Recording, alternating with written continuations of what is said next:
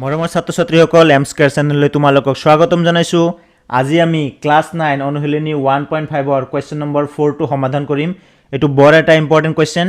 ভিডিওটো ভাল লাগিলে চেনেলটো সাবস্ক্ৰাইব কৰি দিবা আৰু নিজৰ সহপাঠীৰ লগতো শেয়াৰ কৰিবা। ইয়াৰ আগৰ ভিডিও কেইটাৰ লিংক আই বটন আৰু এণ্ড স্ক্ৰীনত দিয়া থাকিব। তোমালোকৰ সুবিধাৰ্থে মোৰ চেনেলটোত বিভিন্ন প্লেলিষ্ট ক্ৰিয়েট কৰা আছে, তাতে যাই তুমি চেপ্টাৰ ওয়াইজ ভিডিওবোৰ সিৰিয়ালি চাব পাৰিবা। এটা চাও আহা কুৱেশ্যনটোত কি দিছে। সো কুৱেশ্যনটোত দিছে কি স্কয়াৰ ৰুট অফ 9.3 ক সংখ্যা ৰেখাত উপস্থাপন কৰা। ইতিমধ্যে আমি সংখ্যা ৰেখাত কেনেকৈ √2 কেনেকৈ √3 আৰু কেনেকৈ √5 উপস্থাপন কৰিব লাগে আমি শিকিলো। সো আজি আমি শিকিম সংখ্যা ৰেখাত √9.3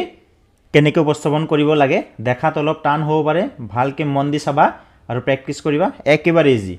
এটা চাও আহা ফাৰ্স্ট কি কৰিব লাগিব আমাৰ।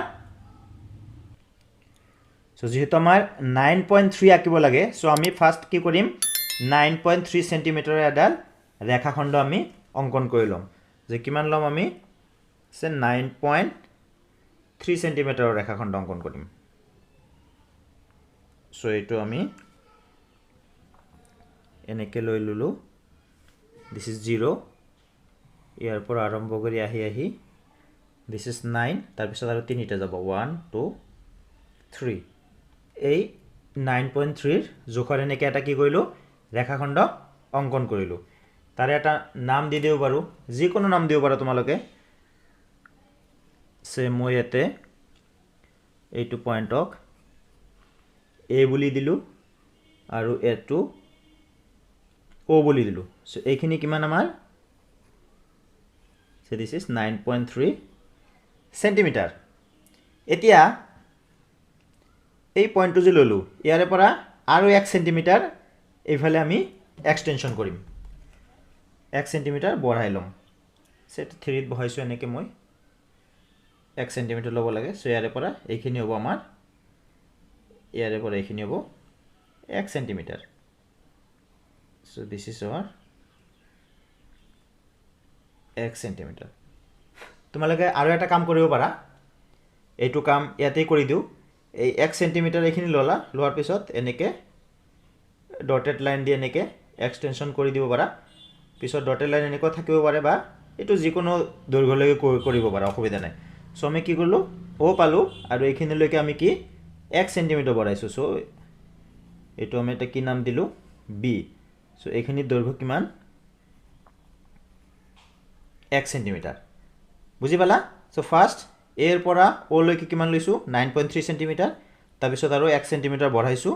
ওৰ পৰা বি লৈকে 1 সেন্টিমিটাৰ, আৰু এইটো এনেকৈ ডটেড লাইন দি এক্সটেনশন কৰি দিছোঁ। পিছত আমি জইন কৰি দিব পাৰোঁ বা এনেকৈ ৰাখিলেও হ'ব, অসুবিধা নাই। আৰু এইটোৰ কোনো যোগ নাই, এইটো তোমালোকৰ ইচ্ছামতে বঢ়াই দিলেই হ'ল। এতিয়া তাৰপিছত কি কৰিম আমি, এতিয়া আমি কি কৰিম, এই যে এ আৰু বি পইণ্ট পালোঁ, এই ৰেখাখণ্ডটো এইটোৰ কি কৰিব লাগিব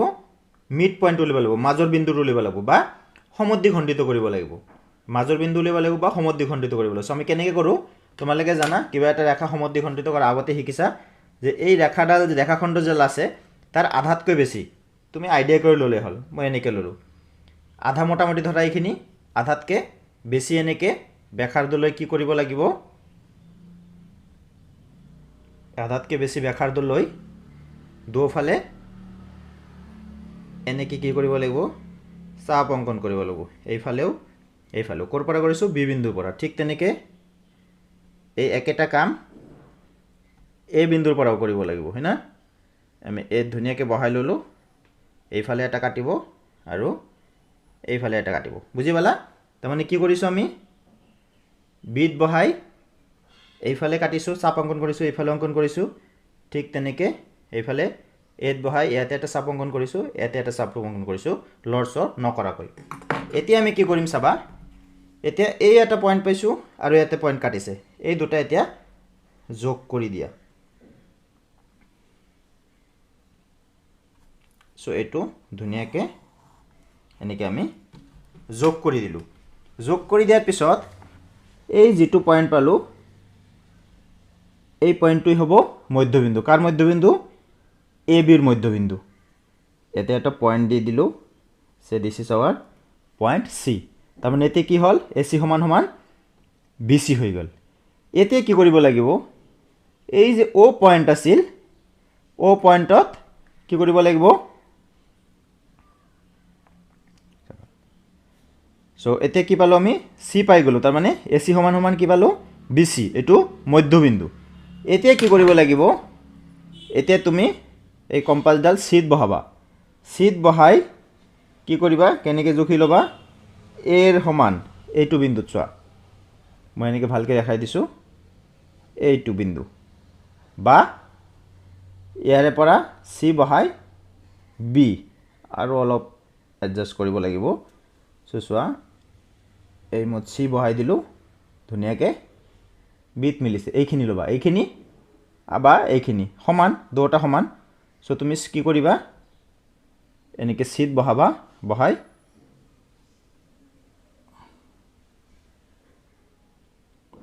সিট বহাই কি কৰিবা এই ধুনিয়াকৈ এটা এনেকৈ অৰ্ধবৃত্ত আঁকি দিবা যেটো অৰ্ধবৃত্ত এনেকৈ যাই কি কৰিব বিত আহি মিলব চোৱাচোন মিলছে না তুমি ইয়াৰে পৰা দিলে এইফালেও গলে ইয়াতে আহি এত মিলব বা এৰ পৰা এনেকৈ গলেও আহি বিত মিলিব সো বুজি পালা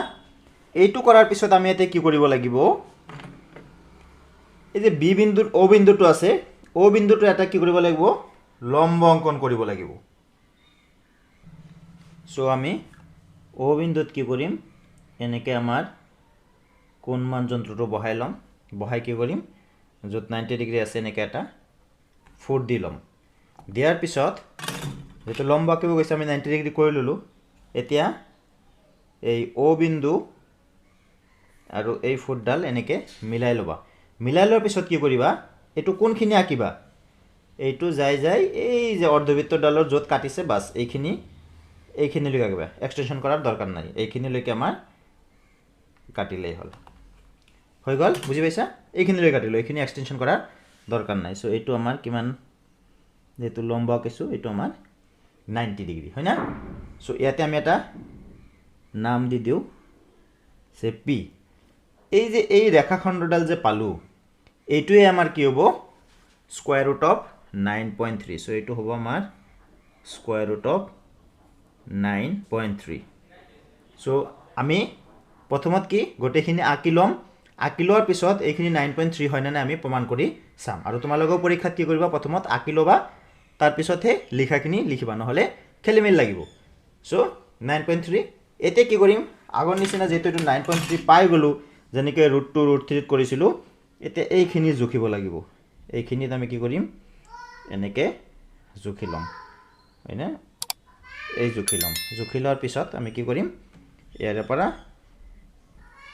এনেকৈ এডাল চাপ অঙ্কন কৰি দিম আৰু এই চাপে এই সংখ্যা ৰেখাডালত যত কাটিব এইটোই হ'ব সংখ্যা ৰেখাত √9.3 ৰ কি অৱস্থান সো ইয়াতে কাটিছে সো এইটোই হ'ব আমাৰ সংখ্যা ৰেখাত √9.3 ৰ অৱস্থান এটো নাম এটা আমি দি দিও so this is point D so আমাৰ কি হৈ গেল অঙ্কন হৈ গেল এতিয়া আমি কি আসলতে এইখিনি 9.3 হলেহে এই চাপ অঙ্কন কৰিলে ইয়াতে আমি সংখ্যা ৰেখাত কি পাম এই 9.3 টো পাম সো এতিয়া আমাৰ প্ৰমাণ কৰিব লাগিব কি এইটো আমাৰ কি 9.3 হয় না নাই তাৰ কাৰণে আমি প্ৰমাণ কৰিম আৰু এইটো প্ৰমাণ কৰিবলৈ যাওঁতে আমি কি কৰিব লাগিব এইটো জয়েন কৰি দিম P আৰু C টো জয়েন কৰি দিম এটা ডাইৰেক্ট জয়েন কৰিব পাৰা বা ডটেড লাইন দিও কৰিব পাৰা মই ডটেড লাইন দি কৰিম আমাৰ কিন্তু অঙ্কন হৈ গৈছে 9.3 অঙ্কন হৈ গৈছে এতিয়া আমাৰ কি লিখাখিনি লিখিব লাগিব দ্যাট ইজ প্ৰমাণ কৰিব লাগিব আসলতে এইখিনি 9.3 হয় না নাই যেনেকৈ আগৰ কেইটাতো কৰিছিল √2 কেনেকৈ পালো √3 কেনেকৈ পালো √5 কেনেকৈ পালো দেখাইছিলো সো ইয়াতেও আমি কি কৰিম এইটো দেখুৱাব লাগিব সো লিখাখিনি মই তলত লিখিম এতিয়া চাবা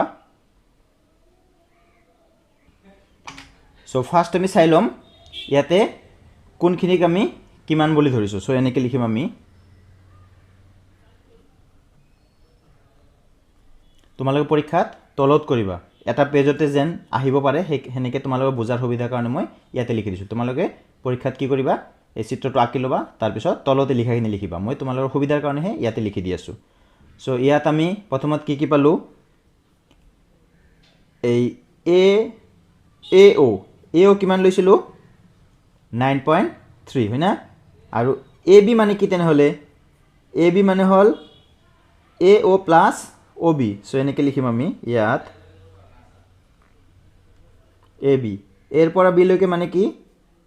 এ অ' প্লাছ অ' বি এতিয়া এ অ' মানে আমি কিমান লৈছিলোঁ 9.3 চেণ্টিমিটাৰ 9.3 প্লাছ 1 অ' বি মানে 1 লৈছিলোঁ চ' এইটো চেণ্টিমিটাৰ ভাবিব পাৰা এককো ভাবিব পাৰা কোনো অসুবিধা নাই চ' 9.3 প্লাছ 1 মানে কিমান 10.3 হয় না নাই 9.3 লগত 1 যোগ কৰিলে কিমান হ'ব 10.3 চ' এৰ পৰা বিলৈকে আমি পাই গ'লোঁ এতিয়া আমি লাগিব এইটো অ'ৰ পৰা চিট ডিষ্টেঞ্চটো অ'ৰ পৰা চিট ডিষ্টেঞ্চটো পোৱাৰ আগত আমি কি উলিয়াই ল'ম বি চি এতিয়া চোৱা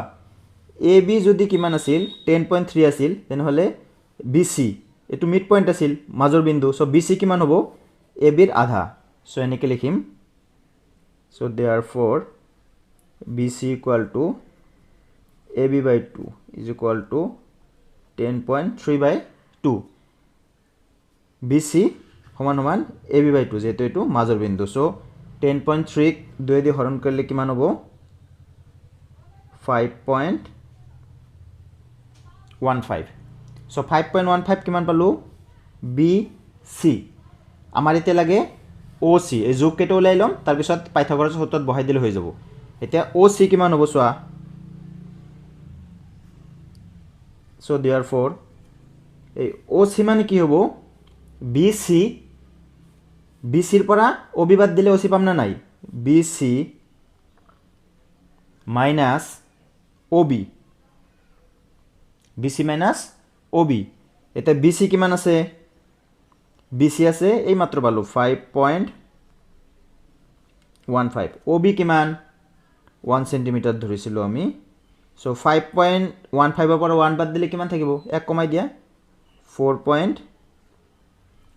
এতিয়া এইকেইটা যোগ পাই গ'লোঁ কি পালোঁ আমাৰ বি চি পালোঁ তাৰ পৰা অ' চি পালোঁ চ' অ' চি আমি পাই গৈছোঁ এতিয়া আৰু এটা কথা মন কৰিবা এই পি চি মানে কি এই পি চি মানে বি চি বা এ চি কাৰণ এই তিনিওটা কি একেটা এইটো যে অৰ্ধবৃত্ত আঁকিছোঁ বা বৃত্তটো যদি আকৌ একে বৃত্তৰ কি হ'ব ব্যাসাৰ্ধ হ'ব চ' এইটো কথা আমাৰ পিছত লাগিব চ' বৰ্তমানলৈকে আমাৰ এইখিনি ইনফৰমেশ্যন হ'লে হৈ যাব অ' চি চ' ইয়াত আমি কি লিখিম এতিয়া সমকোণী ত্ৰিভুজ এইটো হৈছে নে নাই যিটো 90 ডিগ্ৰী সমকোণী ত্ৰিভুজ চি অ' পি বা পি অ' চিত চ' এনেকৈ লিখিম এতিয়া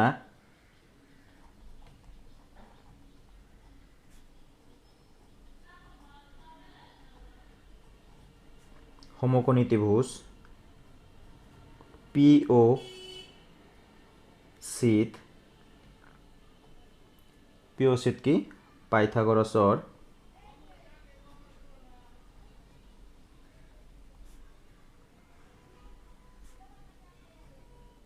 সূত্ৰ মতে আমি কি জানো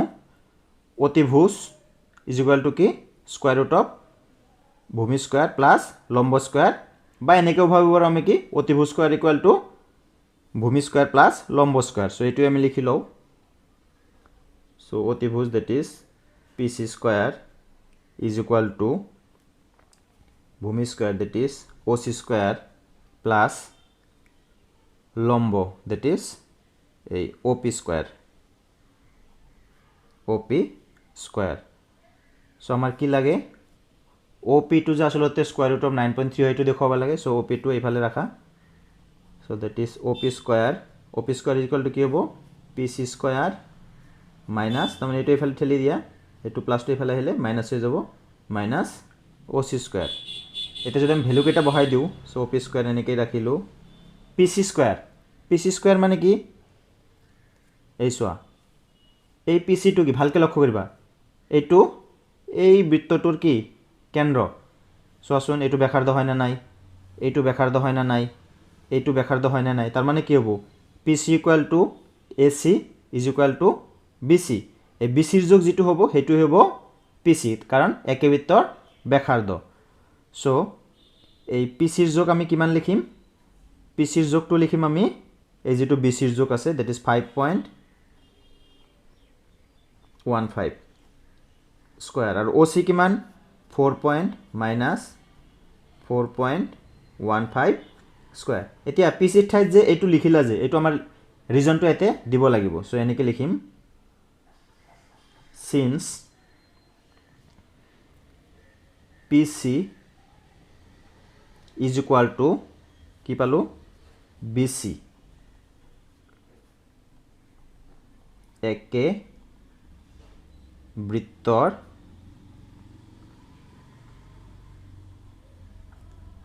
ব্যাসাৰ্ধ বুঝি গলা না এটো হল একে বৃত্তৰ ব্যাসাৰ্ধ সো এতিয়া আমি যদি এটো ক্যালকুলেশন কৰো কি ওলাব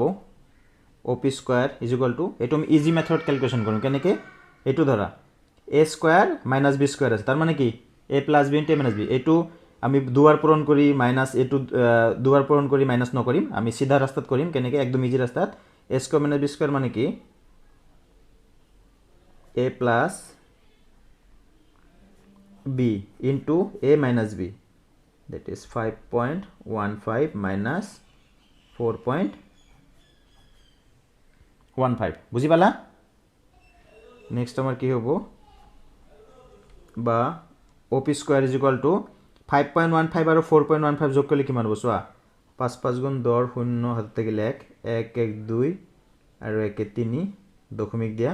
5 আৰু 4 কিমান 9 আৰু এটো কিমান হ'ব 5.15 আৰু 4.15 1515 বাদ দিয়ে 0 5 ৰ পৰা 1 বাদ দিলে কিমান সৰি 5 ৰ পৰা 4 বাদ দিলে কিমান হয় 1 সো দ্যাট ইজ এই থাকিল 1 তার মানে কি এটো বা OP ইকুয়াল টু এটো পূরণ করলে কিমান হ'ব এটো শূন্যৰ তো মূল্যই নাই 9.3 আৰু যেটো স্কয়াৰ আছিল এই স্কয়াৰ ৰুটটো তুমি এতে বহাই দিয়া so OP equal to that is OP equal to আমি কিমান পালো 9.3 পাই গলো হয় না সো সেই কাৰণে এটো আৰ্ক এনেকে দিয়াৰ লগে লগে এতে যেটো কাটিব হেতু হ'ব সংখ্যা ৰেখাৰ 9.3 ৰ অৱস্থান সো এইখিনি কৰিলে এনাফ সো তোমালোকে প্ৰথমত কি কৰিবা প্ৰথমত এনেকে আঁকি লবা আঁকি লৈ এনেকে লিখাখিনি লিখি দিবা একেবাৰে ইজি অলপ প্ৰেক্টিস কৰিলে হল